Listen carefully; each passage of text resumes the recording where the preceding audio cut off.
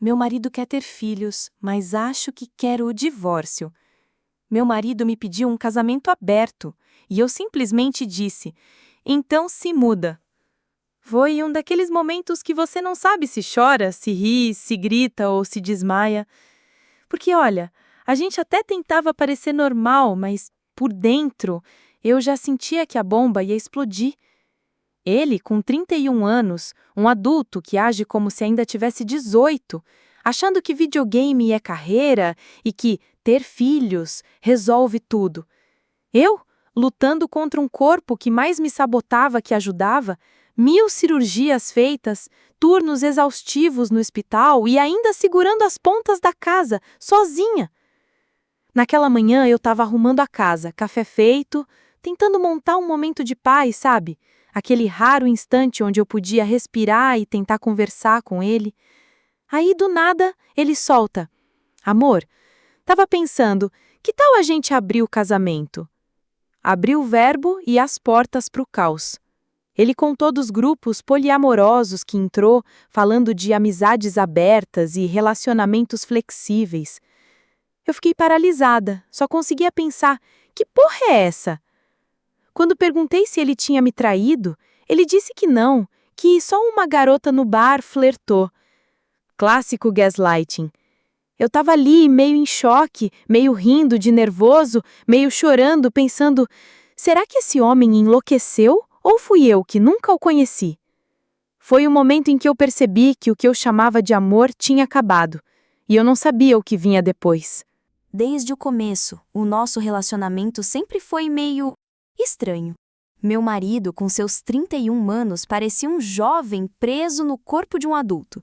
Ele sempre teve essa vibe meio tô de boas, mas na prática, isso significava que ele fugia das responsabilidades como se fossem o bicho-papão. O cara que acha que passar o dia inteiro jogando videogame é um emprego legítimo e que a vida adulta é só uma sequência de vamos ver no que dá. Eu, por outro lado, sempre fui o oposto. Trabalho na área da saúde há anos, faço turnos que drenam toda a minha energia. Cuido de pacientes em situações que me fazem valorizar cada respiro.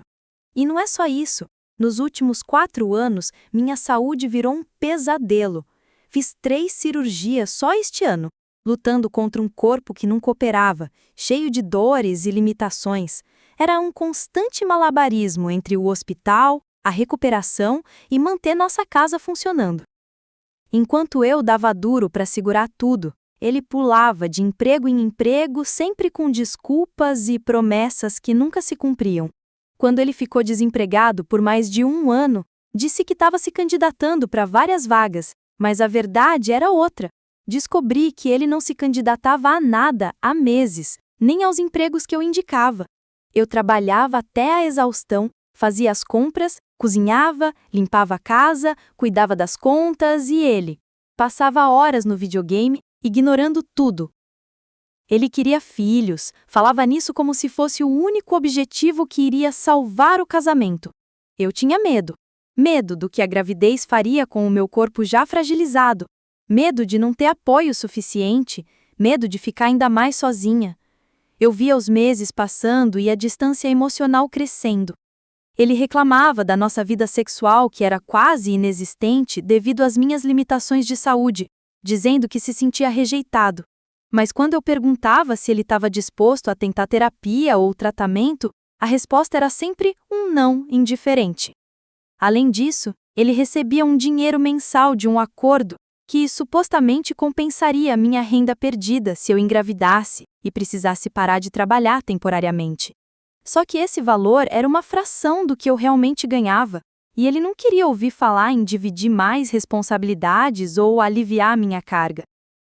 Eu estava exausta, doente e sozinha, cuidando da casa, do trabalho, das cirurgias e de um casamento que já não existia, e ainda tinha que lidar com um marido que parecia viver num mundo paralelo, onde videogames eram carreira e abrir o casamento era a solução para tudo. Naquela manhã, a casa estava estranhamente silenciosa, talvez porque eu tivesse passado o dia anterior inteiro arrumando tudo, tentando deixar tudo perfeito para que tivéssemos um momento só nosso. O café estava feito, O cheiro forte e amargo invadia a cozinha, misturado com o perfume do pão recém-torrado. A luz da manhã entrava pela janela e até parecia que a normalidade tinha decidido dar uma passada por ali. Eu estava no meio da limpeza da sala quando ele entrou, meio arrastado, com aquela cara de sono misturada com algo que eu não conseguia identificar.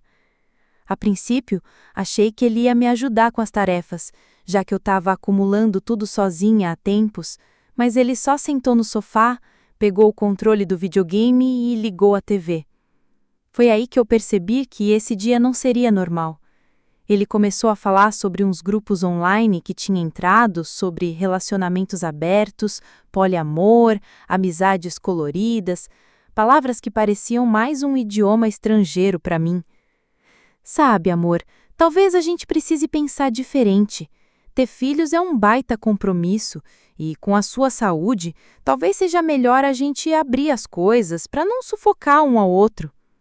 Aquelas palavras soaram como um soco na boca do estômago. Eu tentei entender, respirei fundo e perguntei direto: Você tá falando sério? Você quer que a gente tenha um casamento aberto? Tipo, você quer ver outras pessoas? Ele deu aquele sorriso meio torto, típico dele quando acha que tá vendendo uma ideia revolucionária. Não é isso, amor. É só uma alternativa, uma forma de salvar a gente. Eu sei que você não quer só isso, mas a gente tem que ser flexível. Esses grupos dizem que funciona. E aí ele começou a mostrar no celular as conversas, os grupos, os relatos de pessoas que tinham salvado o casamento com isso. Eu fiquei paralisada tentando processar tudo. Meu coração batia acelerado, uma mistura de raiva, tristeza e um pânico que eu não sabia nomear. Perguntei então com a voz trêmula: Você me traiu? Ou já tá com alguém? Ele fez aquela cara de quem quer negar, mas não sabe bem o que dizer. Não, não, amor, foi só uma garota no bar, flertou comigo, mas não aconteceu nada. Eu só me senti desejado. Naquele momento, algo dentro de mim quebrou. Não era só o fato da traição, era o desrespeito, a mentira, a falta de consideração. Eu estava ali, sozinha, lutando contra 1000 problemas, e ele jogando videogame, flertando em bares e querendo abrir o casamento, como se fosse solução para um casamento que já estava afundando. Eu quis já gritar, chorar, rir de nervoso, tudo ao mesmo tempo. Foi um momento em que entendi que o casamento que eu conhecia não existia mais e que talvez eu precisasse aprender a viver de outro jeito. A escalada começou logo depois daquela conversa. O ar na casa ficou pesado, quase tóxico, como se cada objeto, cada móvel, tivesse absorvido aquela tensão insuportável. Eu tentava manter a calma, mas ele parecia mais distante do que nunca, não só emocionalmente, mas fisicamente presente só por obrigação. Ele voltou a mergulhar no mundo dos videogames, ignorando as pilhas de roupa para lavar, a cozinha bagunçada, as contas que se acumulavam sobre a mesa. Eu, cansada de fazer tudo sozinha, comecei a anotar mentalmente cada tarefa que fazia, cada jantar, cada limpeza, cada dia em que eu deixava o corpo gritar enquanto ele estava sentado ali, imóvel. As conversas que tivemos sobre terapia, ele dizia que não acreditava, que terapia não resolve nada, que medicamento era para fracos. Eu tentava puxar ele para algum tipo de tratamento, alguma mudança, mas ele simplesmente fechava a cara e desligava, como se fosse impossível enxergar que eu estava quase desistindo. E aí veio a bomba. Descobri que ele estava mentindo sobre as candidaturas de emprego. Eu sabia que o mercado estava complicado e tentei não pressionar, mas a verdade era clara, ele não estava procurando emprego. Alguns amigos em comum me contaram que ele aparecia em festas, sumia dias inteiros e não fazia nada produtivo. Quando confrontei ele, a discussão virou uma guerra. Ele se justificava com desculpas esfarrapadas, e eu explodia de raiva, frustração e tristeza. Foi nessa hora que disse com toda a sinceridade que me restava: se você não tiver um emprego até o final do mês, eu vou embora e você que se vire com as contas. Ele ainda conseguiu um emprego antigo que tinha abandonado, mas a confiança já estava quebrada em pedaços. O casamento, que já era só sombra do que foi, começou a se desfazer completamente. No meio de tudo isso, a vida sexual morreu de vez. Eu estava com a saúde debilitada, recuperando das cirurgias, e ele reclamava, se sentia rejeitado, culpava minha falta de libido como se fosse culpa minha que meu corpo tivesse em guerra contra mim mesma. Eu sentia como se tivesse me afogando em um mar de expectativas não cumpridas, promessas vazias e solidão esmagadora. Comecei a questionar se tudo aquilo valia a pena. Será que amor é mesmo suficiente para segurar alguém que não quer mudar? Ou eu só estava tentando segurar um barco furado? Ele ainda insistia no papo do casamento aberto, dos grupos poliamorosos. Parecia um discurso cansado, repetitivo, uma tentativa desesperada de justificar o injustificável. Eu bloqueei ele das redes sociais, tirei o contato de amigos que ele tinha, tentei apagar o circo que ele havia montado online, porque aquilo só aumentava minha ansiedade. E foi assim que eu percebi que, apesar de amar a ideia do casamento, eu não amava mais ele, não do jeito que precisava para continuar lutando. Depois de tanta confusão, decidi que precisava entender de verdade o que estava acontecendo e não só ouvir as desculpas dele. Comecei a reparar nas pequenas coisas que antes ignorava. O celular sempre no silencioso, mensagens apagadas, conversas desconexas quando eu chegava perto. Aquela sensação incômoda de estar sendo deixada de lado, de estar perdendo o controle da minha própria vida. Resolvi tomar as rédeas e comecei a juntar provas. Fotos, prints, conversas. Não era só pela raiva, era para ter clareza, para não ficar mais perdida. Descobri que ele não só não procurava emprego direito, como estava ativo em vários grupos de poliamor, conversando com pessoas que eu nem conhecia, usando perfis que pareciam criados só para enganar. Era como se ele estivesse vivendo duas vidas, uma comigo, cheia de promessas e desculpas, outra secreta, cheia de mentiras e segredos. Em um dos momentos, encontrei mensagens que ele mandava para uma garota em outra cidade, dizendo que queria explorar novas experiências e que eu não entenderia. O coração doeu tanto que parecia que ia explodir. Liguei para alguns amigos próximos, troquei informações e comecei a montar o quebra-cabeça que ele tinha escondido de mim por tanto tempo. Quando confrontei ele, não tinha mais como negar. A cara dele mudou, os olhos evitaram os meus. Tentei manter a calma, mas não foi fácil. O cara que dizia me amar estava mentindo, me traindo emocionalmente e me deixando afundar sozinha. Pedi para que fôssemos à terapia para tentar pelo menos entender se havia um futuro para a gente. Mas ele continuava fechando a porta, rejeitando a ajuda, fazendo questão de me mostrar que não queria mudar. Era doloroso, um misto de raiva e tristeza que consumia minha alma. Nessa fase, minha mãe entrou na história. Ela sempre foi um porto seguro e, quando soube do que estava acontecendo, não só me apoiou, como também me ajudou a entender que eu não precisava ficar presa a algo que só me fazia mal. As conversas com ela foram uma luz em meio à escuridão e me deram força para tomar decisões difíceis. Foi quando percebi que não só eu estava me perdendo, mas ele também. Aquele homem que eu amava tinha se transformado num estranho, e o casamento que construímos estava chegando ao fim. O confronto final não poderia ter sido menos dramático. Depois de meses tentando segurar tudo, de reprimir lágrimas e raiva, o momento em que ele voltou para casa para a última conversa foi eletrizante.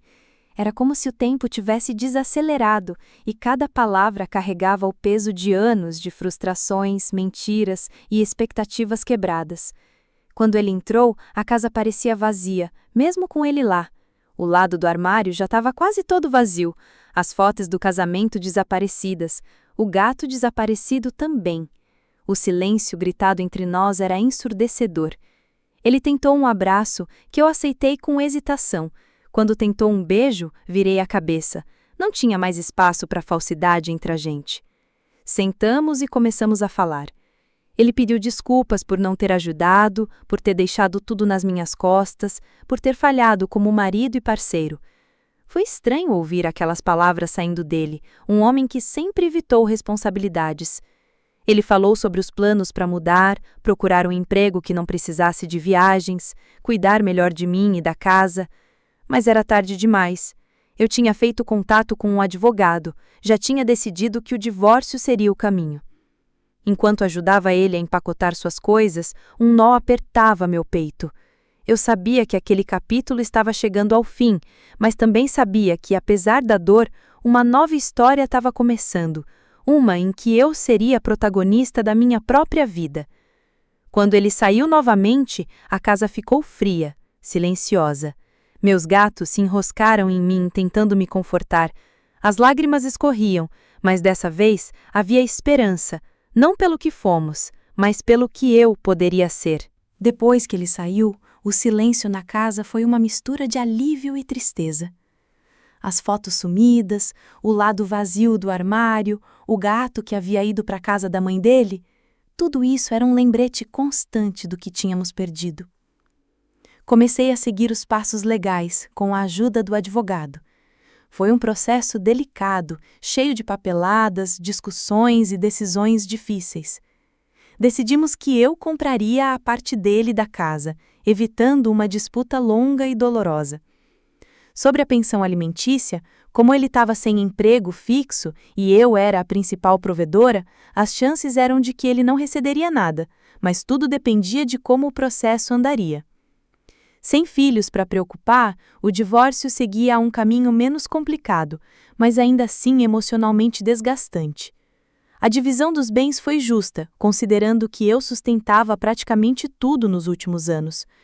Meus 2 gatos se tornaram meu maior conforto, companhia fiel nas noites mais difíceis. Nas redes sociais, bloqueei todas as contas dele e limpei qualquer vestígio daquela relação tóxica. Não queria alimentar o ciclo de dor com lembranças online. A mãe dele continuou em contato, um elo de empatia e apoio inesperado.